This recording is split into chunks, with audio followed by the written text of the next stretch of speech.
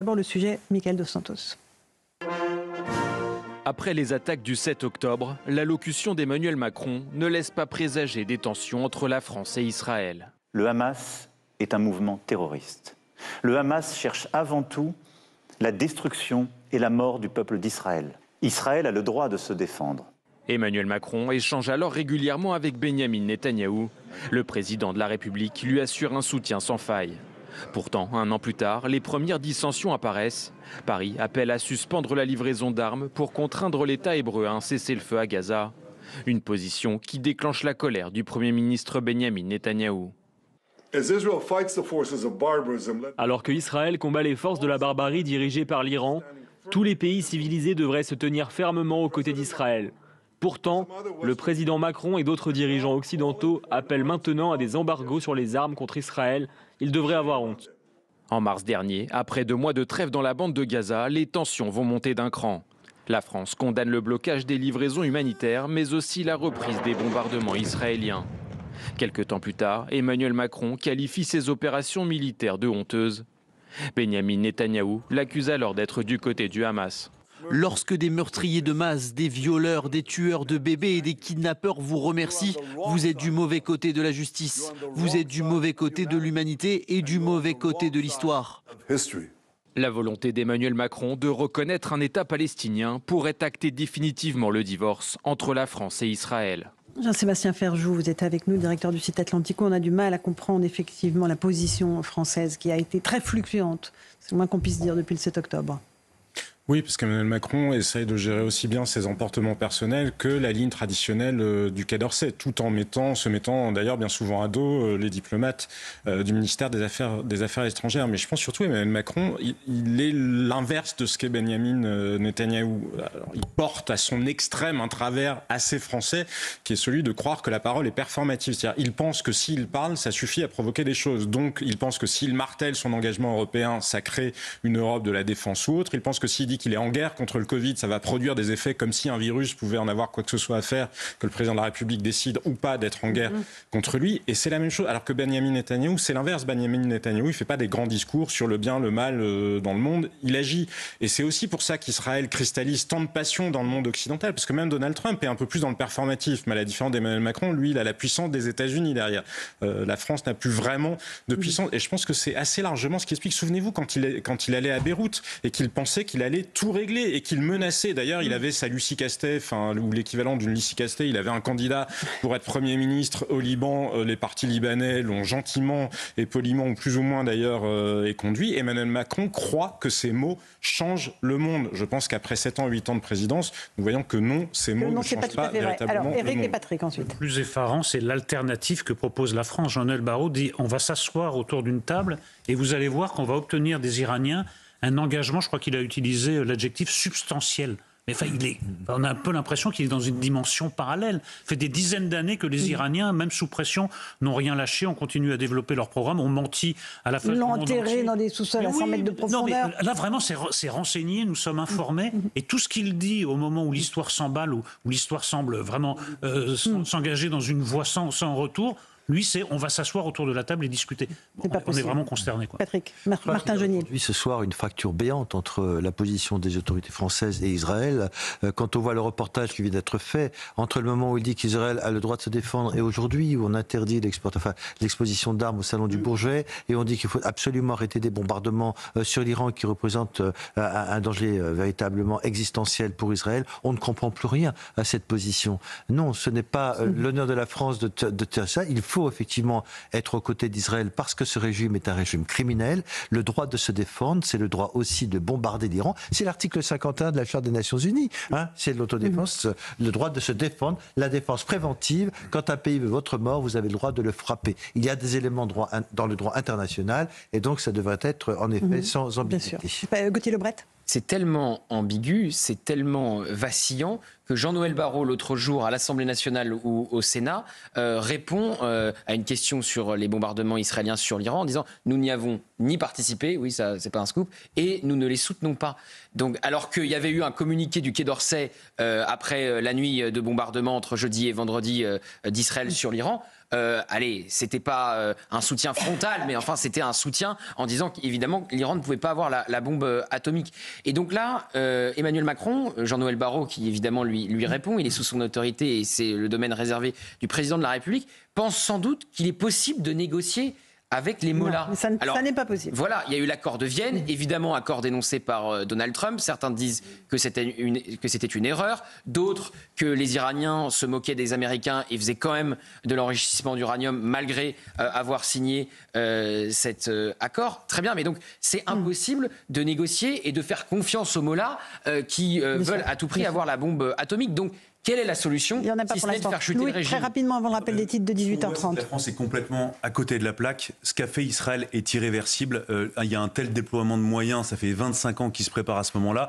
Penser qu'avec 3 petits pays européens, on va inverser le cours de l'histoire en essayant de faire revenir à la raison des gens qui avaient pendant 25 ans des opportunités 10 fois par an pour revenir sur la question du nucléaire, c'est une illusion totale. Et je pense que ça peut coûter encore une fois très cher à Emmanuel Macron. Un Emmanuel Macron qui, globalement, sur l'international, s'est énormément trompé. En fait, alors il y a certains qui vous disent il n'a pas de chance. À l'Élysée, on me dit il n'a pas de chance. Il n'a pas de chance de quoi? Mais parce que à chaque fois qu'il y a des événements. Non mais attendez. Non mais c'est fou. Non mais il refuse de se rendre à la marche contre l'antisémitisme. Oui, Ensuite, il organise récemment sa conférence sur la Palestine. Il organise sa conférence sur la reconnaissance de la Palestine pile poil au moment où Israël commence ses frappes. Et puis là, donc on organise timidement cette petite conférence à Genève où on permet d'ailleurs accessoirement à des responsables iraniens de venir sur le continent européen pour pouvoir discuter et négocier. Objectivement, c'est bien mal connaître les rapports de force actuels. À partir du moment où Donald Trump hésite et en fait soutient quand même l'opération militaire israélienne, évidemment qu'il n'y aura pas de retour en arrière possible. Il n'y a pas de retour en arrière possible. Non mais c'est cette espèce de courage de pacotille sur et en plus c'est complètement à rebours de ce qu'il faudrait. 18h30, l'heure du rappel des titres de l'actualité, c'est News Europe 1 avec Maureen Vidal. Bonsoir Maureen. Je voudrais vous proposer d'écouter Georges Bensoussan, historien. Il était l'invité de Sonia Mabrouk ce matin sur CNews et sur Europe 1 sur la politique française erratique selon lui.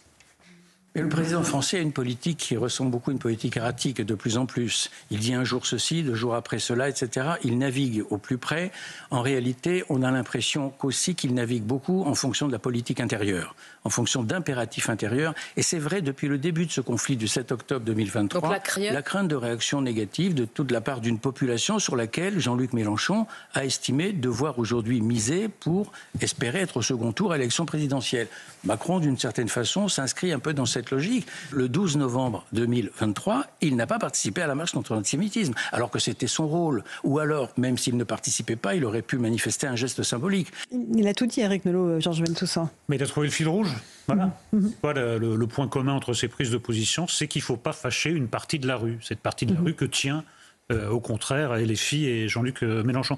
Non, mais c'est terrible parce que ça veut dire que la souveraineté est en question. Si on est otage, si le pays est otage d'une partie de sa population, je n'appelle plus ça un pays souverain. Catherine Ney, sur ce que vient de dire M. Bensoussan. Tout à fait. Et là, il a raté, il a mis plusieurs occasions, ne pas aller au rassemblement pour défendre la marche contre l'antisémitisme. Ça est, contrairement à François Mitterrand, qui lui était venu, il n'avait fait qu'une apparition de 10 minutes, d'ailleurs pour une mauvaise cause, parce que c'était le cimetière de Carpentras où on croyait que c'était le Rassemblement national le Front National à l'époque, qui avait fait tous ces viols de tombes, et finalement c'était des skinheads qui n'avaient rien à voir. Mais là, ça a été la première manifestation, non pas finalement contre l'antisémitisme et contre le Rassemblement national. Absolument. Et il y avait toute la gauche qui était là derrière François Mitterrand. Jean-Sébastien, rapidement, Ferjou. La peur détermine. Il y a toujours une part de narcissisme chez Emmanuel Macron, qui aime bien choquer les gens qui sont a priori d'accord avec lui et essayer de séduire ceux qui sont a priori les plus éloignés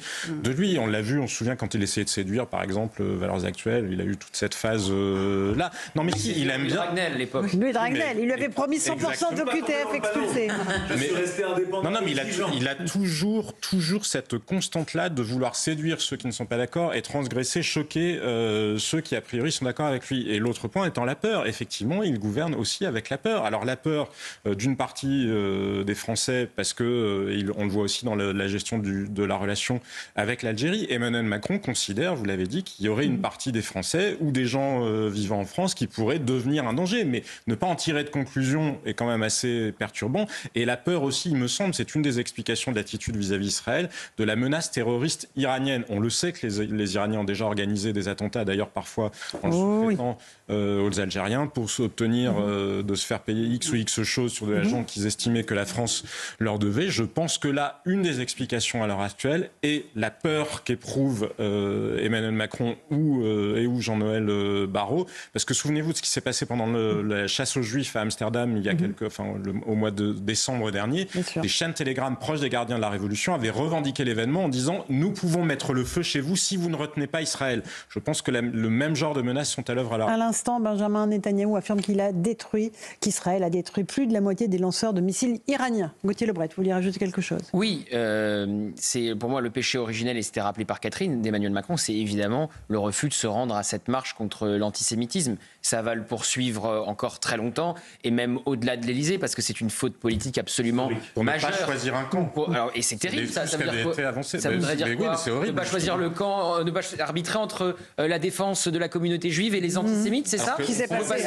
Acter la partition du pays. Absolument. Et le summum, évidemment, c'était avoir reçu à l'Élysée Yassine Bellatar par un de ses conseillers qui lui aurait dit « Ne va pas à la marche contre l'antisémitisme parce que tu vas fracturer le pays. » Et je le cite, ça va foutre le feu au quartier. Donc c'est une vision du pays absolument épouvantable. Et très fausse par ailleurs. Et donc à partir de ce moment-là, je pense qu'il y a eu une rupture avec la communauté juive en France. Et puis avec évidemment le gouvernement israélien, c'était une rupture qui s'est accélérée avec encore récemment, je ne me prononce pas sur le terme de génocide, je laisse ça évidemment aux historiens.